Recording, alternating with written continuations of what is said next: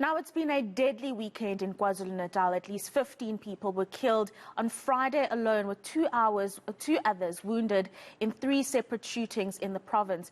8 people were killed in a home that was used as a drug den. Joining us now is Violence Monitor and Honorary Research Associate at the UKZN School of Law, Professor Mary de Haas. Professor, many thanks for your time this morning. No doubt a very chilling and worrying situation that is unfolding in KZN at the moment. And one wonders about the level of law enforcement to ensure that these killings are being prevented. What are your engagements like? What are you seeing on the ground in terms of actions taken to curb this level of violence? Look, obviously, there's a serious problem with law enforcement.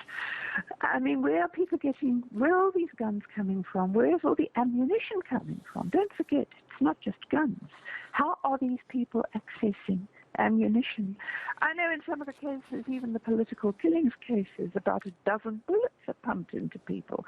I mean, there's a very serious problem in control over guns and ammunition in this province. But look, I can tell you there's a very serious problem with policing generally, including in this province, and something has to be done about it, because this type of thing is happening far too frequently. And the other problem, of course, is the unrestricted flow of drugs. We have a very serious drug problem, and nothing is being done about it.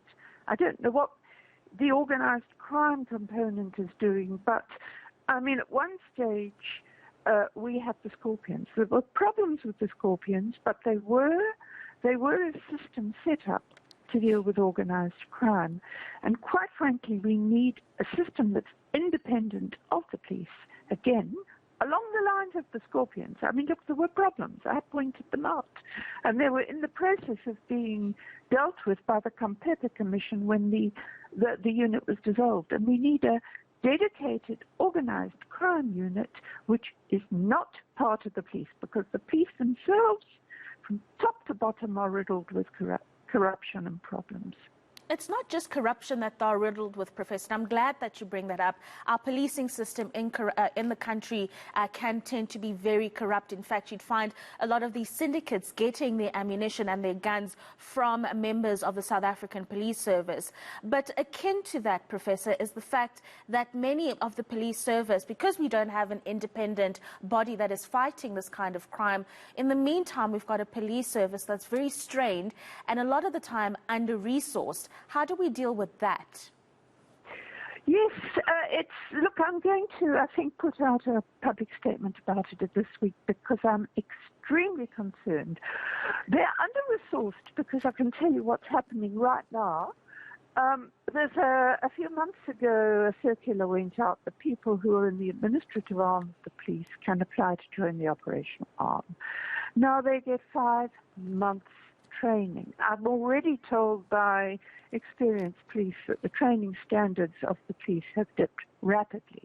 Now, going together with that, and I've got names in KwaZulu-Natal, some of these people get slotted into the police with minimal training. The next minute, they're captains or colonels or something. You have police sitting there, the rank, and I deal with a lot of good police, because this is impacting very seriously on police morale. We've got guys who have taken an oath to serve the country. They want to carry out their duties, and they're sitting there perhaps for years as constables, sergeants, or warrant officers. They're not getting promoted. These people that are slotted in sideways are getting promoted. We're sitting with a top-heavy structure with too many generals, too many brigadiers, many of them completely incompetent. I'm going to quote, I now understand this, Robert McBride, when he gave evidence to the Zondo Commission, said, the SAPS is a patronage network to steal money, and that's what's happening. And because the money is going on salaries and pensions for people who are promoted irregularly, and I've got specific cases, both in the Free State and KZN, that I'm going to take up I don't know with whom, because it doesn't get anywhere with the ministry, but it'll go to the parliamentary committee, to the presidency, because intelligence is also a problem, serious, serious problem. Yeah. And this is why these things are happening.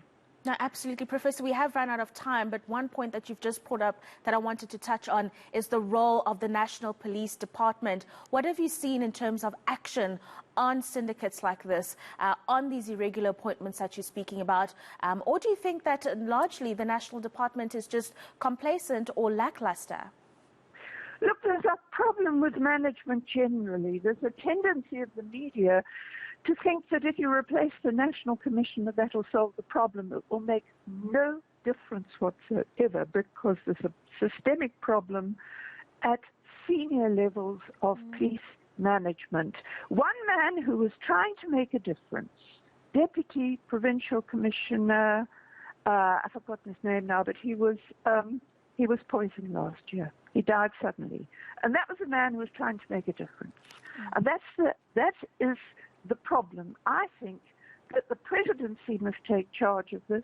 There must be some sort of human resources forensic audit of the police and a stop to these irregular promotions. It's nepotism, pure and simple. And that's what's taking the money. And that's why there's no money for the decent junior guys that are out there trying to fight crime.